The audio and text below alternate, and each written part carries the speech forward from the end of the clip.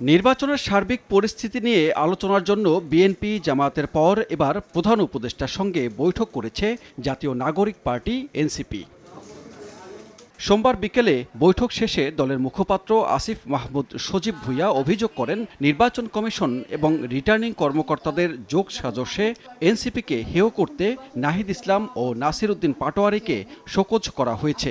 এটি প্রত্যাহার করে কারণ ব্যাখ্যার দাবি জানান তিনি। আমরা পুরো নির্বাচন কাঠামোর প্রশাসনিক যে কাঠামো আছে সেটার একেবারে ইসি থেকে মাঠ পর্যায় পর্যন্ত এক ধরনের একপাক্ষিক পক্ষপাতদুষ্ট আচরণ দেখতে পাচ্ছি।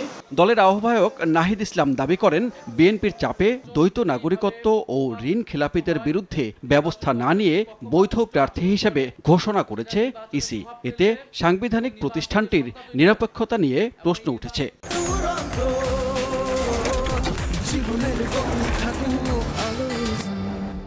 আইনের ফাঁকফোকর দিয়ে, সংবিধানের ভুল ব্যাখ্যা দিয়ে কিভাবে ইলেকশন করতে দেওয়া যায় সেই চেষ্টা তারা করেছে, এবং এই চেষ্টাটা খুবই স্পষ্ট তারা করেছে বিএনপির চাপে।